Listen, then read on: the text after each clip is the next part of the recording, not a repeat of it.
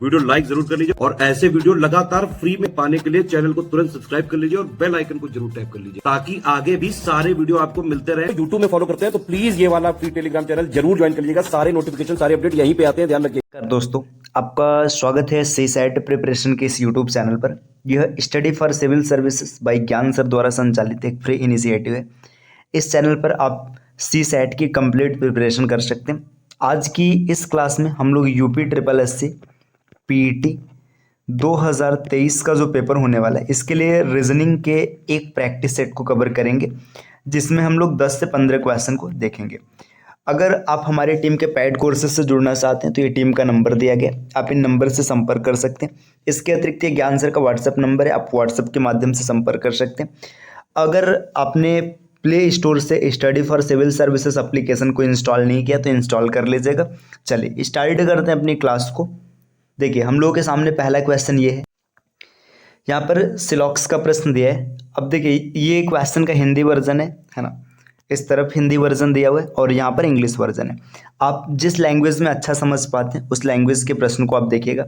देखिए, सिलॉक्स मैं इंग्लिश के साथ लेके चल रहा हूँ, आप हिंदी को भी देख सकते हैं, चाहे इंग्लिश को भी आप देख सकते हैं। देखिए, यहाँ पे दिया सम डॉग्स आर बुल। देखिए, सम डॉग्स मतलब जो डॉग्स है ना, देखिए सम डॉग का एरिया जो है ये क्या है, ये बुल है। ठीक, आगे बोला जा रहा है ऑल बुल आर डंकी। जितने के जितने बुल्स है ना, ये सब डंकी। डंकी को मैं DN लिख रहा हूँ। ठीक, अब यहाँ पे कंक्लूजन दिया है। देखिए, कंक्लूजन क्या दिया है, ऑल डॉग्स आर डंकी। जितने के जितने डॉग्स है सब डंकी। देखिए, यहाँ पे सम डॉग डंकी है ना। अब ऑल डॉग के बारे में हमें नहीं पता है, मान लीजिए ये वाला हिस्सा डंकी बन गया, लेकिन इस हिस्से के बारे में नहीं पता है, तो पहला कंक्लूजन गलत हो गया। दूसरा कंक्लूजन बोल रहे हैं सम डंकी और डॉग्स। देखिए, सम डंकी, अब ये वाला जो डंकी जो इस एरिया में आ रहा है, ये वाला एरिया का जो डंकी ये डॉग बनेगा, तो ये दूसरा सही हो जाएगा। तो कंक्लूजन 2 फॉलो कर रहा है, तो ऑप्शन इसमें अगर आप देखेंगे तो D इसका बिल्कुल सही हो जाएगा। चलिए अगले प्रश्न को देखते हैं। अगला प्रश्न आपके सामने कुछ इस प्रकार से, देखिए प्रश्न संख्या 2। यहाँ पर क्या बोला जा रहा है, Tushar is the only son of Jitendra and Kirti is the daughter of Jitendra father brother. Suhani is Tushar sister, how is Suhani related to Kirti. ठीक है, ये क्वेश्चन का इंग्लिश वर्जन है, इस तरफ हिंदी दिया। देखिए, बोला क्या जा रहा है, तुषार जितेंद्र का इकलौता बेटा है। जो तुषार है ना, तुषार, यहाँ पे तुषार के लिए मैं T लिख रहा हूँ, ये बेटा है किसका, जितेंद्र का, और ये इकलौता बेटा है। मतलब जितेंद्र की अगर कोई और संतान बनेगी आगे तो ये लड़की होगी, लड़का नहीं होगा। और कीर्ति जितेंद्र के पिता के भाई की बेटी। देखिए, जितेंद्र है, जितेंद्र के पिता। ठीक है, अब मान लीजिएगा जितेंद्र ये रहे तो जितेंद्र के पिता हो गए यहाँ पर, है ना। अब इनके भाई हो गए, है ना, यहाँ पे इनके भाई हो गए। भाई की बेटी, अब इसकी बेटी कौन है, कीर्ति है। आगे स्टेटमेंट क्या दिया, देखिए अगर आप आगे पढ़ेंगे तो आगे लिखा है सुहानी तुषार की बहन है। जो सुहानी है ना, सुहानी, यहाँ पर ये सुहानी तुषार की बहन हो गई। सुहानी का कीर्ति से क्या संबंध है। देखिए, जो सुहानी है ना, ये अब एक तरीके से देखेंगे तो जो कीर्ति है जितेंद्र के लिए बहन हो जाएगी। तो ये देखिए, ये पिता है, ये इनकी बहन है, तो ये जो सुहानी है ना, इनके लिए किस कैसा रिलेशन रखेगी, भतीजी होगी, ये इनकी बुआ होंगी, तो इसमें भतीजी, ऑप्शन A बिल्कुल सही हो जाएगा। इंग्लिश वर्जन में आप देखेंगे तो नीस सही हो जाएगा। चलिए आते हैं अगले प्रश्न पर। अगला प्रश्न फिर से आपके सामने यही प्रश्न है, आपको सिलॉक्स का प्रश्न दिया है, सम डॉग्स आर चिकन। ठीक है, आप इंग्लिश के साथ भी जा सकते हैं, हिंदी के साथ भी जा सकते हैं। इंग्लिश से मैं क्यों लिख रहा हूँ, क्योंकि चीज़ें लिखने में थोड़ी सी आसान है। जैसे यहाँ पे जैसे डक्स के लिए हम लोग क्या लिख लेंगे, D लिख लेंगे, है ना। तो यहाँ पे देखिए सम डक्स, जो सम डक्स है ये क्या है, चिकन है। ठीक है, अब पूरे के बारे में नहीं पता है, सम आपकी क्या है, चिकन से। सम हेन्स आर चिक्स। देखिए, अब सम हेन्स मतलब जो कुछ मुर्गियां हैं ना, यहाँ पे क्या बोली जा रही है कि सम, यहाँ पे सम डक्स आर चिकन्स है, सम हेन्स आर चिक्स है। देखिए, यहाँ पे इंग्लिश में ना, यहाँ पे मतलब थोड़ा सा मिस्टेक है। देखिए, यहाँ पे इसको देखेंगे ना तो यहाँ पे चिकन्स, या तो मतलब इसको हेन्स लिखना पड़ेगा तभी ये स्टेटमेंट बनेगा। देखिए, हिंदी में देखेंगे तो सही दिया, कुछ बतखें मुर्गियाँ हैं। देखिए, कुछ बतखें, जो मतलब बतख के लिए मैं B लिख रहा हूँ, है ना, ये क्या है, मुर्गियाँ हैं। ठीक, आगे बोला जा रहा है कि कुछ मुर्गियाँ, मतलब जो कुछ मुर्गियाँ हैं ये चूजे हैं। ठीक, यहाँ पे इंग्लिश में थोड़ा सा मिसप्रिंट है। चलिए इस पे आते हैं। देखिए, यहाँ पे अब आपको कंक्लूजन दिया है। कंक्लूजन क्या बोल रहे हैं कि कुछ बतख चूजे। देखिए, बतख यहाँ पर है, चूजा यहाँ पर, इनका कोई रिलेशन नहीं है ना, तो ये गलत हो जाएगा। आगे बोल रहे हैं कुछ मुर्गियाँ बतख है। देखिए, कुछ मुर्गियाँ, ठीक है, ये मुर्गी वाला, ये वाला जो हिस्सा है ना, ये मुर्गी का ये वाला हिस्सा, ये बतख है, ये सही हो जाएगा। तो इसमें ऑप्शन दूसरा सही है, तो यहाँ पे इसका ऑप्शन B सही हो जाएगा। चलिए आते हैं अगले प्रश्न की ओर। अगला प्रश्न क्या है, देखिए प्रश्न संख्या 4। प्रश्न संख्या 4 यहाँ पर दिया है, ये रक्त संबंध का एक प्रश्न है। एम आर का एकमात्र पुत्र है। देखिए जो एम है ये पुत्र है, किसका पुत्र है, आर का, और एकमात्र पुत्र है, इसका मतलब आगे की संतान क्या होगी, पुत्री होगी। पी क्यू की बहन है। अब अभी पी का कोई रिलेशन नहीं, तो मैं यहाँ पे साइड में लिख लेता हूँ, जो पी है ये बहन है, किसकी बहन है, क्यू की बहन है। एक्स सी का पिता है जो आर की पत्नी है। देखिए एक्स ना सी का पिता है जो कि आर की पत्नी है, तो देखिए आर की पत्नी कौन हो जाएगी, एक्स हो जाए। देखिए यहाँ पे सी हो देखिए बोला क्या जा रहा है, एक्स सी का पिता है, तो देखिए सी यहाँ पर हो जाएगी, है ना, ये आर की पत्नी हो गई, ठीक, और ये मेल हो जाएगा, और एक्स इसका पापा हो जाएगा, पापा है तो मेल हो जाएगा। आगे क्या बोला जा रहा है, क्यू एक्स की एकमात्र पुत्री की पुत्री है। देखिए क्यू ना इसकी एकमात्र पुत्री है, ठीक, तो ये क्यू पुत्री है। देखिए अब यहाँ पे बोला जा रहा है ना कि क्यू जो है एक्स की एकमात्र पुत्री की पुत्री है। देखिए क्यू यहाँ पर आ गई, है ना, ये क्यू हो गई, अब क्यू पुत्री है, अब ऐसे पी इसकी बहन थी तो पी भी यहाँ पर आ जाएगी, है ना, पी ये सेट हो गई, है ना। अब आगे क्या होता है, देखिए एम एक्स से किस प्रकार संबंधित है। देखिए एम का पूछा जा रहा है कि एम एक्स से किस प्रकार संबंधित है। देखिए ये क्या है, ये लड़का है ना, ये तीनों आपस में भाई बहन है, तो एक्स इसके लिए क्या हो जाएगा, नाना हो जाएगा, तो ये नाना हो जाएगा, तो ये क्या हो जाएगा, ये नाती हो जाएगा, मतलब ग्रैंड सन हो जाएगा। ऑप्शन बी इसका बिल्कुल सही हो जाएगा, ऑप्शन बी। देखिए अगर आपको नहीं समझ में आया तो इस प्रश्न को एक बार फिर से हम लोग ट्राई करते हैं, समझने का प्रयास कीजिएगा। देखिए देखिए यहाँ पर दिया है एम आर का एकमात्र पुत्र है, जो एम है ये एकमात्र पुत्र है किसका, आर का। इसका मतलब अगर आर की अब कोई और संतान होगी तो ये पुत्री होगी, एम इकलौता पुत्र है। पी क्यू की बहन है, ऐसी कोई इन्फॉर्मेशन अभी पी क्यू के बारे में पीछे नहीं दिया, तो हम इसको साइड में बना लेते, पी हो जाएगी बहन, किसकी बहन हो जाएगी, क्यू की। एक्स सी का पिता है जो आर की पत्नी। देखिए आर की पत्नी कौन है, सी है, अब सी का पिता कौन है, सी का पिता है एक्स, तो हम लोग इसको ड्रॉ कर लेते हैं। देखिए ये हो गया, अब ये पत्नी है तो फीमेल होगी और आर क्या हो जाएगा, मेल हो जाएगा।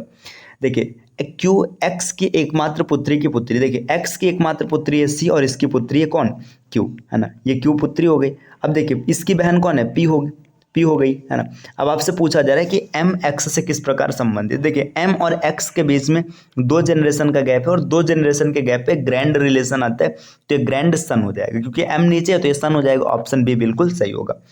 आते हैं अगले प्रश्न पर, प्रश्न संख्या 5। पांचवें प्रश्न में क्या इन्फॉर्मेशन दिया गया, यदि 31 अगस्त 2008 को रविवार था तो 30 अगस्त 2012 को सप्ताह का कौन सा दिन होगा। आप इसको दो तीन तरीके से सॉल्व कर सकते हैं। हम लोग पहले बेसिक तरीके से देखते हैं। देखिए 31 अगस्त 2008, है ना, इसका इन्फॉर्मेशन दिया और आपसे पूछ रहा है 31, देखिए 30 अगस्त पूछ रहा है, मैं पहले 30 न निकाल के मैं 31 तक जाता हूँ। 31 अगस्त 2012 का इन्फॉर्मेशन पूछ रहा है। देखिए यहाँ पे अगस्त से अगस्त और 31 से 31 कैंसिल हो गया, 2008 से आप चलेंगे 2012 तक आएंगे। 2008 देखिए लीप ईयर है, लेकिन दिन मतलब यहाँ पे जो डेट दिया है ये डेट 31 अगस्त दिया, मतलब फरवरी बीत चुका है। तो 2008 से जब हम 2009 तक आएंगे तो ऑड डेज 1 मिलेगा, 9 से 10 तक आएंगे तो ऑड डेज 1 मिलेगा, 10 से 11 तक आएंगे तो 1 मिलेगा, और 11 से 12 तक आएंगे तो भी 1 मिलेगा। 4 ऑड डेज मिल रहे हैं। 4 ऑड डेज का मतलब है कि यहाँ पे संडे से 4 आगे आएंगे तो आपको थर्सडे मिलेगा, लेकिन थर्सडे किस दिन मिलेगा, ये मिलेगा 31 अगस्त को। हमें 31 का नहीं पूछा है, 30 का पूछा है, तो थर्सडे से 1 पीछे आ जाएंगे तो आपका वेडनेसडे बिल्कुल सही हो जाएगा, ऑप्शन ए। तो इस तरीके से आप इसको टैकल कर सकते हैं। इसके अतिरिक्त देखिए इसका एक तरीका और ये है, देखिए क्या होगा, एक तरीका दूसरा आपने कैलेंडर में सीखा होगा कि जब कैलेंडर नॉर्मल ईयर की बात करता है तो वहाँ पे फर्स्ट और लास्ट डे ये हमेशा सेम रहता है, फर्स्ट और लास्ट डे हमेशा सेम रहता है। तो अब यहाँ पे समझिएगा, जब हम लोग कैलेंडर की स्टार्ट करेंगे 31 अगस्त 2008, है ना, 31 अगस्त 2008 से स्टार्ट करेंगे तो देखिए 30 अगस्त 2009, है ना, यहाँ आते आते 1 वर्ष हो जाएगा, तो ये पूरा का पूरा सेम रहेगा। देखिए 30 अगस्त 2009 को संडे था, तो 31 अगस्त 2009 जो होगा 31 अगस्त 2009 इस दिन क्या हो जाएगा, मंडे हो जाएगा। 31 अगस्त 2010, है ना, इस दिन क्या हो जाएगा, ट्यूसडे हो जाएगा। 31 अगस्त 2011 वेडनेसडे हो जाएगा, ठीक। अब इसके बाद देखिए 31 अगस्त 2012, है ना, थर्सडे हो जाएगा। तो 31 अगस्त को अगर थर्सडे है तो उससे एक दिन पहले 30 अगस्त को क्या होगा, वेडनेसडे होगा, ऑप्शन ए इसका बिल्कुल सही हो जाएगा। चलिए बढ़ते हैं अगले प्रश्न पर, प्रश्न संख्या 6। देखिए ये सीरीज का एक प्रश्न है, इसको कैसे टैकल करेंगे।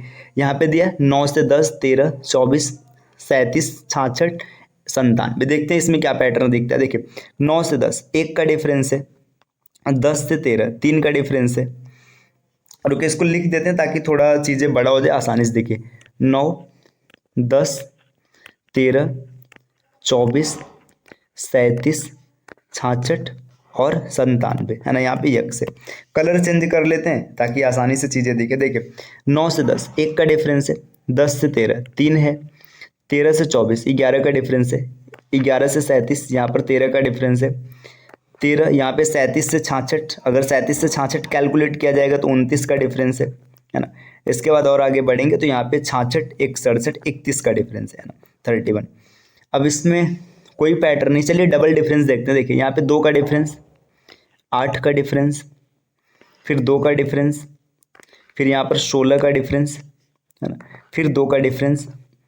देखिए आप अगर ध्यान से देखेंगे तो एक पैटर्न आपको दिख रहा है। पैटर्न क्या दिख रहा है, पैटर्न कुछ ऐसा बन रहा है। देखिए पहले 2 है ना, इसके बाद 8 है, ठीक। आप इसको 2 का क्यूब मान सकते हैं, ठीक है। फिर 2 है, फिर यहाँ पे 16 है, ठीक है, इसका डबल हो गया, मतलब 2 के पावर 4 मान सकते हैं। तो फिर से यहाँ पर 2 है, तो इसका मतलब पता है क्या, आगे क्या होगा। देखिए यहाँ पे 8 का टेबल भी चल सकता है, डबल भी चल सकता है, तो हम दोनों अप्लाई करते हैं। तो पहले टेबल अप्लाई करते हैं, 8 दूना 16, तो 8 3 24। अगर 24 जोड़ेंगे 31 में तो 31 और 24 आपका हो जाएगा 55 है ना। और 55 अगर जोड़ेंगे 97 में तो 97 और 55 है ना। 7 5 12, 9 5 14 और 15, 152। 152 ऑप्शन में ऑप्शन ए इसका बिल्कुल सही हो जाएगा। ये एक बहुत ही बेहतरीन प्रश्न था, एकदम शानदार क्वेश्चन था है ना। तो एक तरीका ये दिमाग में आया तो हमने ऐसे टैकल किया है। बाकी आप अगर इसका और कोई तरीका आता है तो आप इसको जरूर कमेंट कीजिएगा। चलिए अब आगे देखते हैं अगले प्रश्न को। अगला प्रश्न क्या है, यदि किसी वर्ष में 25 अगस्त को गुरुवार है तो उसी महीने में सोमवार की संख्या कितनी होगी। देखिए 25 अगस्त को गुरुवार है तो आपसे पूछा जा रहा है सोमवार कितने होंगे। सबसे पहले तो देखिए जब कभी भी ऐसे प्रश्न बनेंगे तो एक महीने में दिनों की जो अधिकतम संख्या हो सकती है वो 5 हो सकती है और न्यूनतम जो हो सकती है वो 4 हो सकती है। तो इसमें 2 ऑप्शन तो पहले ही कैंसिल हो गए है ना, या तो 4 या तो 5 आंसर आएगा। दिया है 25 अगस्त को गुरुवार है और आपसे सोमवार की बात पूछ रहे हैं, तो चाहे आप आगे बढ़ के सोमवार पर आ जाइए चाहे पीछे जाके आ जाइए। देखिए 25 को क्या है, गुरुवार है। 26 की बात करेंगे शुक्रवार, 27 शनिवार, 28 रविवार और 29 सोमवार। देखिए 29 को सोमवार है, इससे 7 दिन पहले 22 को सोमवार होगा, फिर 7 दिन पहले 15 को सोमवार होगा, फिर 7 दिन पहले 8 को सोमवार होगा और फिर 7 दिन पहले 1 को सोमवार होगा। तो आपको टोटल 1 2 3 4 5 मंडे दिखा, ऑप्शन सी इसका बिल्कुल सही हो जाएगा। अगले प्रश्न पर आते हैं, प्रश्न संख्या 8। 8वां प्रश्न क्या है, रीता की ओर इशारा करते हुए निखिल ने कहा, मैं उनकी माँ के पुत्र का इकलौता पुत्र हूँ। रीता निखिल से किस प्रकार संबंधित है। देखिए रीता की ओर इशारा करके निखिल क्या बोल रहा है, मैं उनकी माँ। देखिए रीता है ना, रीता की माँ है ना, माँ के पुत्र का। देखिए अब रीता है, रीता की माँ का जो पुत्र है ना, पुत्र का इकलौता पुत्र हूँ, यहाँ पर निखिल आ जाएगा है ना। अब पूछा जा रहा है कि रीता निखिल से किस प्रकार संबंधित। देखिए जो रीता है निखिल की क्या हो जाएगी, ये इसकी बुआ हो जाएगी है ना, क्योंकि इसके पापा की सिस्टर है, तो ऑप्शन ए इसका बिल्कुल सही हो जाएगा। अगला प्रश्न, प्रश्न संख्या 9। 9वां प्रश्न क्या है, यदि 18 फरवरी 2005 को शुक्रवार है तो 18 फरवरी 2007 को कौन सा दिन होगा। बड़ा सरल सा क्वेश्चन है। देखिए 18 फरवरी 2005 है ना, शुक्रवार है, इसका मतलब समझिए 18 फरवरी 2006 को क्या होगा, शनिवार होगा, और 18 फरवरी 2007 को क्या हो जाएगा, रविवार हो जाएगा। ऑप्शन ए इसका बिल्कुल सही हो जाएगा। ये कैसे पता चला, क्योंकि कैलेंडर में नॉर्मल ईयर का प्रथम और अंतिम दिन हमेशा समान रहता है। देखिए 18 फरवरी को शुक्रवार है 2005 में, तो 17 फरवरी 2006 को शुक्रवार होगा। तो अगर आप 18 फरवरी तक देखेंगे तो शनिवार हो जाएगा और फिर यहाँ पर रविवार हो जाएगा। आते हैं अगले प्रश्न पर, प्रश्न संख्या 10। यहाँ पे देखिए फिर से सिलॉक्स का प्रश्न है। Some lights are wires. देखिए सम लाइट्स मतलब कुछ लाइट्स ऐसे हैं जो क्या है, जो वायर हैं, ठीक। आगे बोला जा रहा है ऑल अप्लायंस आर लाइट। जितने के जितने अप्लायंस है ना, सब अप्लायंस मैंने लाइट के अंदर डाल दिए है ना। आगे बोला जा रहा है ऑल बल्ब्स आर अप्लायंस है ना, मतलब जितने के जितने बल्ब्स हैं सब अप्लायंस है। इसको मैं थोड़ा सा और बड़ा बनाता हूँ ताकि चीज़ें सेट हो जाए। देखिए सम लाइट्स आर वायर। देखिए सम लाइट्स क्या है, वायर है। देखिए यहाँ पे लाइट, यहाँ पे मान लीजिएगा लाइट हो गया है ना, यहाँ पर वायर हो गया। आगे बोला जा रहा है ऑल अप्लायंस आर लाइट। जितने के जितने अप्लायंस है सब क्या है, लाइट है। फिर बोला जा रहा है ऑल बल्ब्स आर अप्लायंस। जितने के जितने बल्ब हैं सब अप्लायंस है। ये वेन डायग्राम इसका बन चुका है। अब आपसे क्वेश्चन क्या पूछा जा रहा है, some lights are appliance, some lights देखिए सम लाइट्स अप्लायंस है, बिल्कुल सही है। सम वायर्स आर बल्ब, देखिए सम वायर और बल्ब हमें नहीं पता है तो ये गलत हो जाएगा। आगे बोला जा रहा है ऑल बल्ब आर लाइट, जितने के जितने बल्ब हैं ऑल बल्ब लाइट है, सही बात है, सभी के सभी बल्ब लाइट हैं। तो पहला और तीसरा सही है। तो देखिए यहाँ पे पहला और तीसरा ऑप्शन, देखिए बहुत पहला और तीसरा फॉलो कर रहे हैं तो ऑप्शन डी इसका बिल्कुल सही हो जाएगा। अगले प्रश्न पर आते हैं, प्रश्न संख्या देखिए यहाँ पे 9-11 में क्या पूछ रहे हैं, उस विकल्प का चयन करें जो तीसरी संख्या से ठीक उसी प्रकार संबंधित है जिस प्रकार दूसरी संख्या पहली संख्या से संबंधित। देखिए यहाँ पे 54 और 81 है ना, तो 54 और 81 एक दूसरे से संबंधित है। वैसे आपसे पूछ रहा है 6 से क्या रिलेशन होगा। देखिए 54 और 81 को अगर आप देखेंगे तो ये 9 से कट जाएगा। देखिए 9 6 का 54 और 9 9 81, तो यहाँ पे 6 दिया है, 6 का रिलेशन 9 से, ऑप्शन ए इसका बिल्कुल सही हो जाएगा। अगले प्रश्न पर आते हैं, प्रश्न संख्या 12 दिया है, रवि का भाई राजू रामू का पुत्र है जो राधा का भाई है, राधा का राजू से क्या रिश्ता है। देखिए रवि का भाई राजू, देखिए यहाँ पे रवि है, रवि, इसका भाई कौन है, राजू है ना, रामू का पुत्र है, तो देखिए रामू का पुत्र है, ठीक है। अब जो मतलब रामू जो है ना, रामू क्या है, जो राधा का भाई है, मतलब जो रामू का पुत्र है। अब समझिए रवि का जो भाई है राजू है ना, रामू का पुत्र है। रामू मतलब जो रामू है ना, ये किसका भाई है, राधा का भाई है, राधा का भाई है। तो आगे पूछा जा रहा है राधा का राजू से क्या रिश्ता है, तो राधा क्या हो जाएगी, राजू की बुआ हो जाएगी, ऑप्शन ए। अगला प्रश्न, प्रश्न संख्या 13 नंबर का प्रश्न ये बोल रहा है, एक कक्षा में राम का स्थान ऊपर से 7 है और नीचे से 26 है, कुल कितने विद्यार्थी। Direct formula total is equal to left plus right -1 है ना। टोटल पूछा जा रहा है, ऊपर से कितना है 7 है और नीचे से कितना है 26 है ना, -1 करेंगे, 26 और 7 33 हो जाएगा, 33 में से 1 जाएगा 32, ऑप्शन डी। अब इसके अतिरिक्त ना आप ये प्रश्न अगर फार्मूला नहीं याद है तो थोड़ा सोच के आप कर सकते हैं, कैसे देखिएगा, मेंटली इसको सॉल्व करने का क्या पैटर्न होगा। देखना बोला जा रहा है राम ऊपर से 7वां है, देखिए जैसे अगर मैं बोल दूं ना कि आप मतलब सामने से दूसरे का मतलब समझ रहे, एक आदमी है आगे और इसके बाद दूसरे नंबर पे आप हो, यही बोला जा रहा है कि राम ऊपर से 7वां। देखिए मतलब ये राम है ना, राम ये किस पोजीशन पे, 7वें पोजीशन पे, इसका मतलब ना कि राम से ऊपर 6 लोग हैं, ठीक। अब राम नीचे से 26वां, मतलब राम के नीचे कितने लोग हैं, 25 लोग हैं, तो 25 नीचे हैं, 6 ऊपर है, 25 6 31 हो गया और एक राम खुद है तो 32 हो गया, तो ऑप्शन आप ऐसे भी निकाल सकते हैं। चलिए अगले प्रश्न पर आते हैं। प्रश्न अगला क्या दिया है, अगला प्रश्न यहाँ पर कुछ ऐसा दिया है, 48 विद्यार्थियों की एक पंक्ति में विकास दाएं छोर से 26वां है और विवेक बाएं छोर से 12वां है, उन दोनों के बीच में कितने विद्यार्थी। देखिए 48 विद्यार्थी, समझिएगा यहाँ पे 48 लोग हैं ना। अब बोला जा रहा है कि विकास जो है ना दाएं छोर से किधर है, विकास दाएं छोर से 26वें स्थान पर है ना। देखिए यहाँ पे राइट साइड से चलेंगे तो 25 लोग इधर है ना, यहाँ पर 26वें पे कौन है, विकास है। और आगे बोला जा रहा है कि जो विवेक है ना, विवेक, यहाँ पे विकास के लिए मैं वीके लिखता हूँ, ठीक है, जो विवेक है ये बाएं छोर से 12वां है। देखिए 11 लोग इधर है ना, और यहाँ पर विवेक है ना, विवेक ये क्या है, ये देखिए 12वां है, ठीक। अब यहाँ पे पूछा जा रहा है इन दोनों के बीच में कितने व्यक्ति, देखिए समझिए 12 यहाँ पे हो गए है ना, 12 यहाँ पर हो गए, 26 यहाँ पर हो गए, 12 और 26 कितने हो गए, 12 और 26 को अगर आप ऐड करेंगे तो 26 10 36 और 2 38 है ना, 38 हो गया। अब टोटल 48 लोग हैं तो बीच में कितने बचेंगे, बीच में बचेंगे 10, आपका ये ऑप्शन बी सही हो जाएगा। बाकी आप फार्मूले के साथ भी इसको बना सकते थे, हमने बेसिक से कैलकुलेट कर लिया, फार्मूले की कोई जरूरत नहीं। अगले प्रश्न पर आते हैं। अगला प्रश्न क्या है, सिलॉक्स का प्रश्न है। सिलॉक्स का प्रश्न क्या बोला जा रहा है, ऑल कार्टून्स आर बॉक्स, जितने के जितने कार्टून है ना, सब क्या है, सब बॉक्स हैं। नो बॉक्सेस पेन, कोई भी बॉक्स पेन नहीं है, ठीक। सम कार्टून आर लॉक, ठीक है, सम कार्टून, जो कार्टून है क्या है, ये लॉक है। अब आपसे कंक्लूजन दिया, देखिए सम बॉक्सेस आर लॉक्स, देखिए सम बॉक्सेस, देखिए ये बॉक्स जो कार्टून है वो लॉक रहेगा, जरूर होगा। नो पेन इज कार्टून है ना, पेन और कार्टून नहीं है, कोई रिलेशन नहीं, बिल्कुल सही है। No pen is lock, pen और लॉक का रिलेशन हमें नहीं पता है, हम नहीं बता सकते है ना, तो इसमें पहला और दूसरा फॉलो होगा, ऑप्शन नंबर बी। देखिए आज हम लोगों ने 15 प्रश्न को सॉल्व किया, प्रश्न संख्या 16 हम लोग अगली क्लास में देखेंगे। और अगर आपका एग्जाम पीईटी का 28 या 29 अक्टूबर को है तो आप इस क्लास को जरूर देख कर जाइएगा, यहाँ से आपको 100% हेल्प मिलेगा। चलिए मिलते हैं आपसे नेक्स्ट वीडियो में नए इन्फॉर्मेशन के साथ, तब तक के लिए take care, bye bye and thank you.